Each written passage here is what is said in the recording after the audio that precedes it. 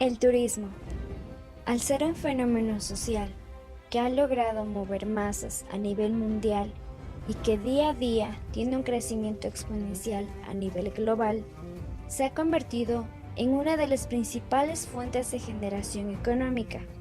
Sin embargo, hay que entender que este fenómeno como tal tuvo transformaciones en cada época que variaban a actividades y preferencias del ser humano.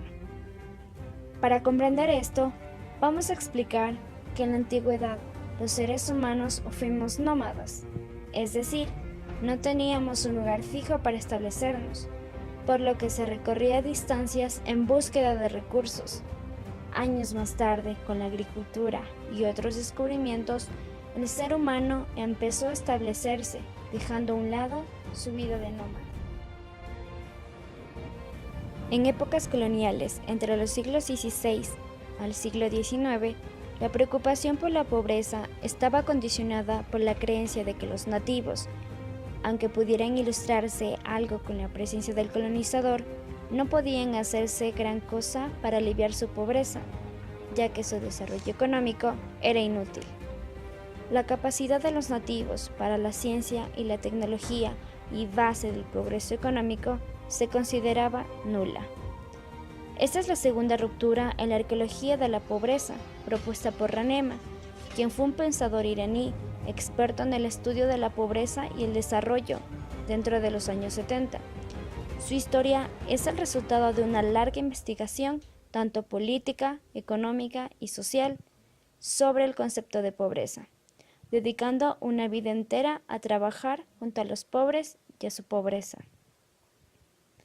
En las economías del mercado, los pobres eran definidos como carentes de todo aquello que los ricos tenían en términos de dinero y posesiones materiales.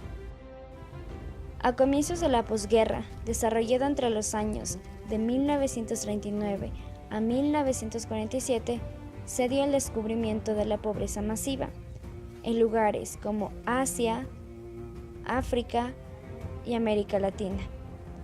Más de 1.500 millones de personas viven en condiciones de hambre aguda, observándose pobreza, abandono y la miseria por parte de las personas que viven en estos lugares, apareciendo una fuerte corriente ideológica denominada capitalismo, presentándose así mediante la difusión de las economías de mercado, rompiendo lazos comunitarios y privando a millones de personas al acceso a la tierra, al agua y a otros recursos. El Banco Mundial definió como pobres aquellos países con ingreso per cápita inferior a $100, siendo así más de 2/3 de la población mundial, los cuales fueron denominados como pobres.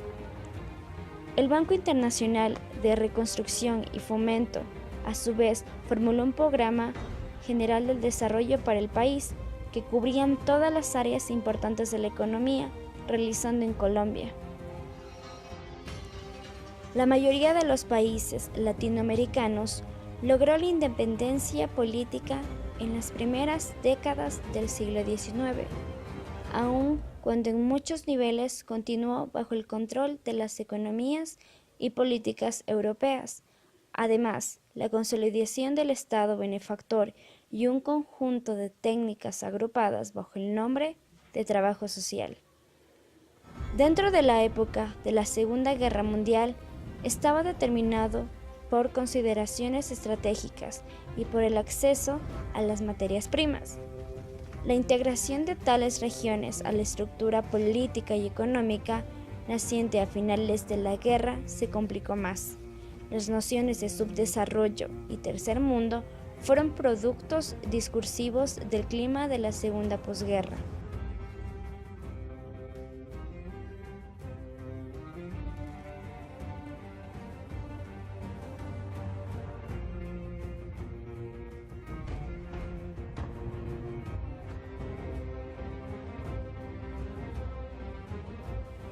Colonización, eurocentrismo y experiencia histórica en América Latina.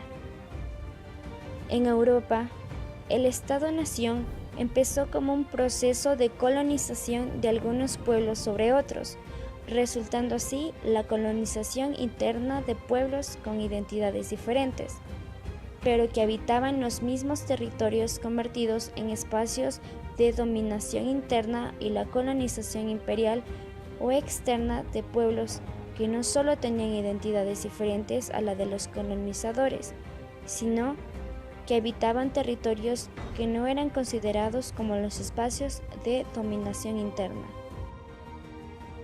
Siglo XIX. Colonialidad y eurocentramiento del capitalismo mundial. En otros términos, decidió la geografía social del capitalismo. El capital, en tanto, su relación social de control del trabajo asalariado, era el eje en torno al cual se articulaban todas las demás formas de control del trabajo y de sus recursos de productos.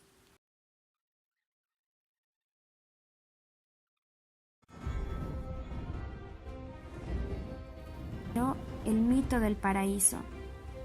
Posteriormente, él mismo desembarcó en Tahití e Isabella Bird, escritora y viajera, llegó a Honolulu e imprimió la frase "paraíso", que aún se mantiene y se transformó en el eslogan de la organización Thomas Cook, sentando las bases del mito del paraíso, que pasó lugar luego a la isla de Hawái, que a su vez tuvo la masiva llegada de turistas al lugar, y con el fin de hacerlo más productivo, lo transformaron en un destino exótico, tal como era el turismo en sus inicios. Este periodo no sería importante si no fuese que allí se comienza el proceso de pérdida de identidad cultural.